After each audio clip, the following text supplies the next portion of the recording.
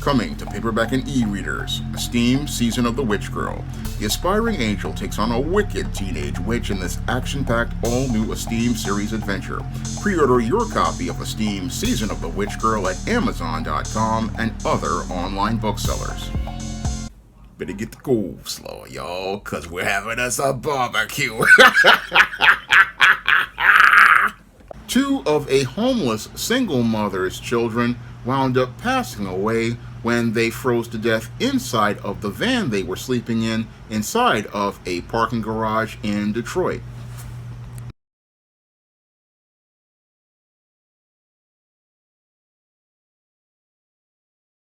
A grieving mother trying to cope with a heartbreaking family tragedy is speaking out tonight to 7 News Detroit.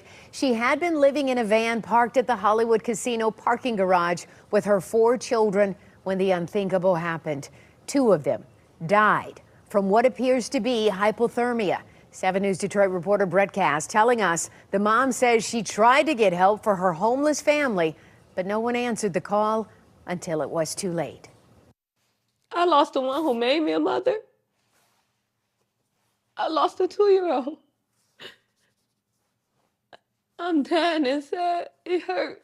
I feel like my heart is breaking. And I have 2 more kids to live for. It's been a long journey for Tatiana Williams with an even tougher battle ahead. She spent the last 3 months living in a van with her children. And I regret having to sleep out there so bad. I tell them I'm sorry, but I tried. I tried to keep hotels. I tried to pay people to stay there.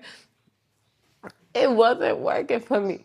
1 a.m. on Monday morning, they parked at the Hollywood Greektown Casino parking garage in below freezing temps. Overnight, the car ran out of gas, and the next day, her 9-year-old son was not breathing. I tried to give him CPR, and I was just giving him CPR. I just kept saying, Fetty, don't leave me. Don't leave me, please. After a friend helped take him to the hospital, her 2-year-old daughter was also found unresponsive. Both were later pronounced dead from what appears to be hypothermia. She didn't even get to live her life. She didn't get to do nothing. She lost her life because I had to sleep in the car. In a press conference, the mayor and city leaders confirmed that Tatiana did call the city's homeless response team back in November, but nothing ever came of it. At least as far as we've been able to determine so far, the family never called back again for service. And as far as we've been able to tell, our homeless staff never proactively reached out to say, what happened with your situation?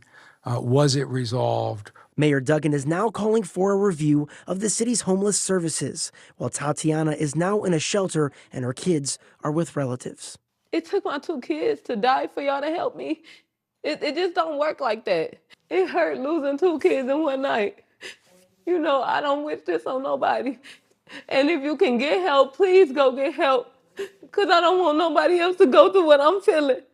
And the new McFall Brothers Funeral Home here in Detroit is providing funeral services for these children free of charge to the family. Now, if you are homeless or on the verge of homelessness, you can call 866-313-2520. We also have more resources listed on our website, WXYZ.com. In downtown Detroit, I'm Brett Cass, 7 News Detroit. Now, according to reports, Tatiana Williams, a black female single mother, allegedly drove into the Hollywood Casino parking structure at 1 a.m. as her vehicle was running out of gas and was having mechanical issues. And as this vehicle was having mechanical issues on a night where temperatures were below freezing, this is where she and her mother and her 4 children looked to stay inside the back of this van and looked to get some sleep. And as they looked to get some sleep, eventually they woke up the next morning. And as they woke up the next morning, this is where Tatiana Williams found out that 2 of her children were unresponsive. And as she found out that her 9-year-old son and her 2-year-old daughter were unresponsive and weren't breathing, after doing CPR when she tried to wake them up for school, this is where they contacted 911.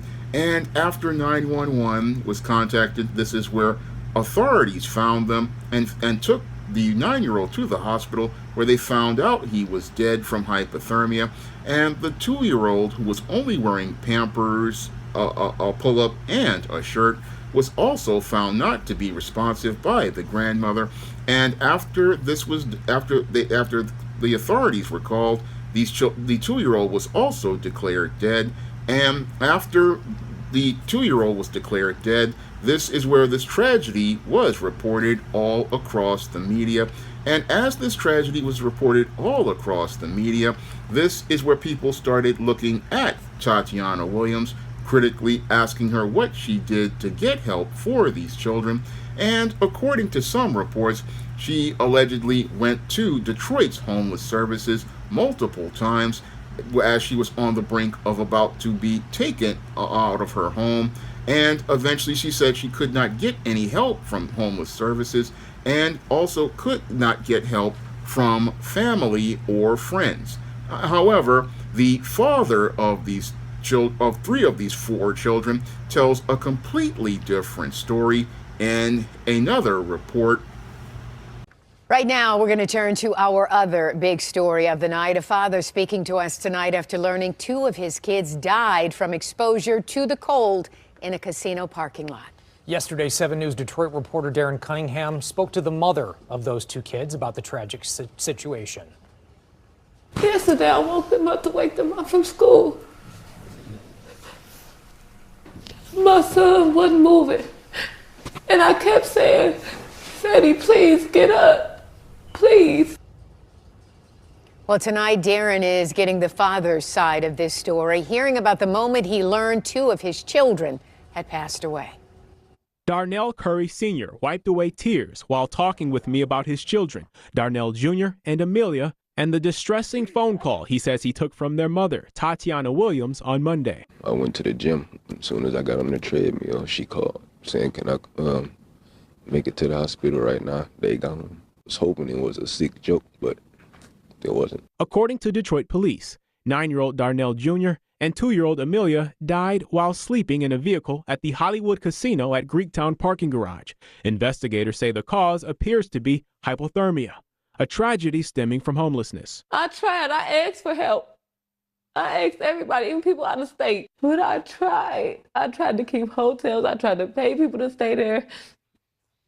It wasn't working for me.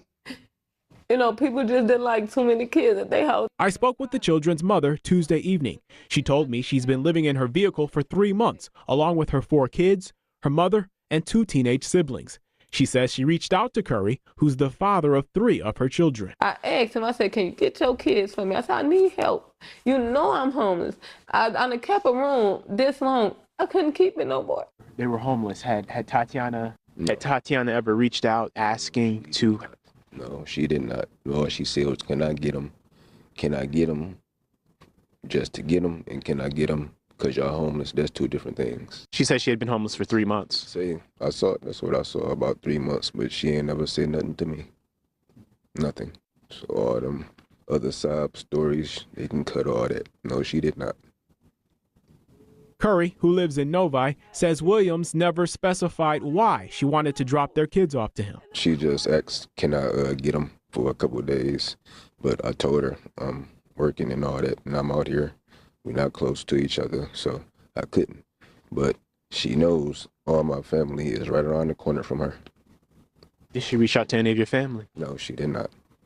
And she knows she could have, like we always used to do. He says the last time he held his children was a month or 2 ago, and that they typically FaceTime, moments he will miss. And there's a, police investigation into this. What is it you would like to see come of this? Obviously, nothing's going to bring back your 9-year-old and your 2-year-old. It doesn't even matter to me. Can't get them back, so it's whatever. Darren Cunningham, 7 News Detroit. Now, Tatiana Williams says that she could not get any help from the child's father, who, however, the child's father in this report presents a completely different story about the homeless situation that Tatiana Williams wound up in, where she, her mother, and 2 teenage siblings, along with her 3 children, wound up homeless inside of that van. And the father presents a different side of the story, stating that he wanted to go out here and be able to help. However, Tatiana Williams did not say anything regarding her situation, and since she did not say anything regarding her situation, he did not know how dire the situation was as related to the care of his children. Now, this father was a working man living on the other side of town, and this man possibly could have gone out here and provided some care for those children. However, since according to this report he knew nothing at all, sadly, tragically, 2 of these children wound up losing their lives, and eventually this whole situation became a great tragedy.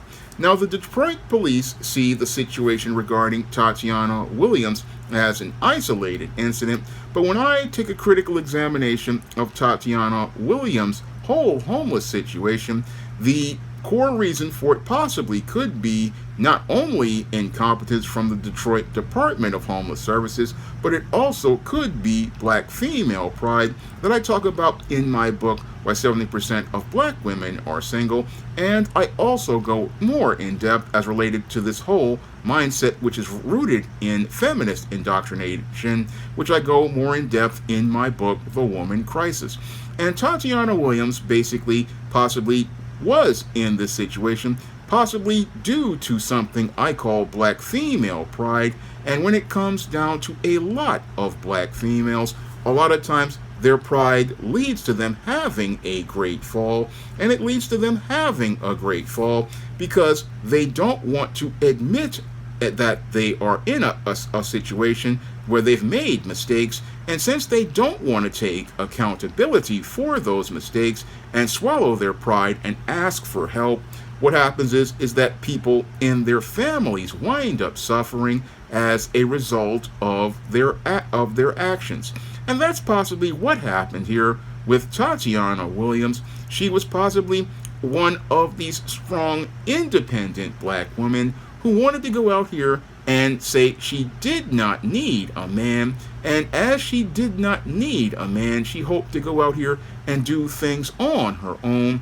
Unfortunately, as she was looking to do things on her own, her whole life possibly became more and more chaotic as she possibly wound up being in a situation where she wound up losing her residence, and as she lost her residence, this black female pride possibly was the thing that led to her not being able to get help from Detroit's homeless services, and possibly she wasn't able to get that help from Detroit's Department of Homeless Services. Now, she said she went to the Detroit Department of Homeless Services 3 times. However, the mayor of Detroit is making a possible claim that there were beds available for her and her family, and Tatiana Williams also goes on to say that she was looking to find places to stay with other people. However, those people, again, would not be looking to accommodate her three children. But when I look at this whole situation, it possibly could be a situation where bureaucracy did fall apart on her, possibly. But according to this whole situation with the father, if he's working and doing well, he might have wanted to take care of those 3 out of those 4 children that she had with 2 different men. He might have been looking to take care of a family if this woman was looking to submit to his authority. Unfortunately, with this woman, it possibly was a case of this woman being indoctrinated into this whole feminist culture, a feminist culture that basically led to this woman being another victim of the paradigm of failure that looks like here consumed not only her, but consumed her mother, because her mother was living in that van with her. Both of them were living in that van with each, which shows, again, something Real Man Allen 73 talked about grandma's lies and generational curse. This woman possibly was another victim of that generational curse because, like many single black mothers, they wanted to, again, drink the white feminist Kool-Aid. And as they drank the white feminist Kool-Aid, looking to be the belligerent, strong, independent black woman, who did not need a man. This woman, again, did not want to submit to the authority of the baby daddy, who she, again, had 3 children with. And since she didn't want to submit to that man, she wanted to go out here and do things on her own, and basically possibly wound up in this situation where she says she was looking for help, but basically, again, possibly because of that black female pride, wasn't able to take help, because when it comes down to a lot of modern black women, they want your help, but they want your help on their terms. And since they want your help on their terms, they don't want to submit to the authorities of other people, and that was what basically impedes them from being able to get help, because help basically is there, but the whole thing is they don't want the help because they want the help on their terms. And since they want the help on their terms, there's no way to be able to get them what they need, because they're too proud to admit that their things are messed up, and they're too proud to admit things are messed up because they don't want to admit the mistakes that they made. That's what I'm hearing here as related to the words from this woman. When I listen to the statements that this mother is making, the statements here basically show me that this woman doesn't want to admit where she made her mistakes. She doesn't want to admit, okay, I made some mistakes, like going out here and alienating this child's father, making even who is working, has a job, and possibly has a place where he can care for his children. She didn't want to, again, submit to that man and follow his lead and do things on his terms. No, she wanted to do things her way, and that's basically started her on this road where she was staying with her mama, and possibly things got really bad, and again, eventually things started to fall apart.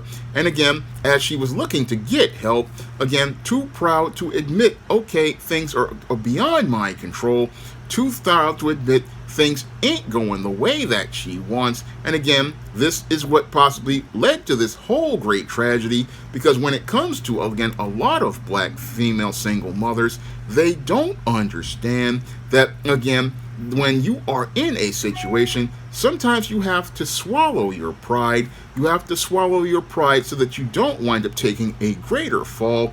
And when you have people under you like your children, sometimes you have to swallow your pride so that your children don't have to suffer as a result of your ego and your hubris.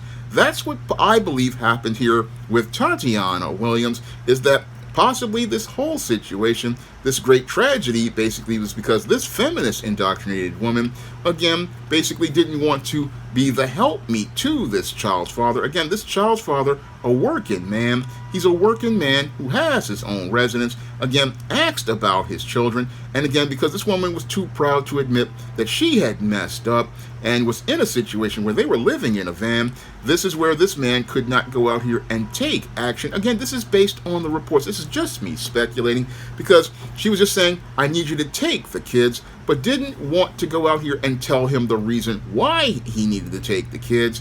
She didn't want to tell him that because, again, that basically meant accountability. That meant having to take responsibility for the mistakes that she made. And instead of looking to take responsibility for the mistakes that she made, she wanted to go out here and, again, look to avoid dealing with that. Now, this guy, again, says he had lots of family that would have helped out overall. And I have to ask, what about the other child's father? Why didn't she go to him? Again, when I look at this picture as related to this woman, again, I'm seeing where she's trying to make herself out to be a victim, but not looking to be accountable at all as related to this whole situation. Now, I myself have been in a situation where I have been long-term unemployed, so I understand, how it is a struggle out here and how hard it is. And I understand that part of, again, getting help is that sometimes you have to swallow your pride. Sometimes you have to swallow your pride and be willing to do things like take jobs that, again, are below your qualifications, or take low-wage jobs. That was something me and my father would debate about all the time. He'd think I wouldn't want to take those jobs, but I would want to take those jobs. But the thing is, the employers did not want to offer them to me.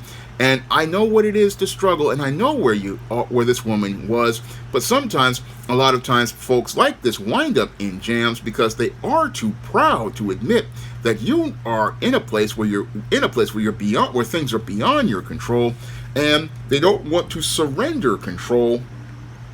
No, they want to continue maintaining their power, and as they're looking to continue maintaining their power, they're not understanding how they are basically hurting the people who they are in a home with. Like, this woman wasn't thinking about the care for her elderly mother or those children who basically, again, suffered as a result. There was also 2 teenage siblings. Again, this is sadly, again, a tragic case of the pride of black women, and the pride of black women basically leading to the fall of this family, because this woman was too proud to admit, hey, this is getting to be out of hand. This is getting to be out of control, and I need to accept whatever is being given to me.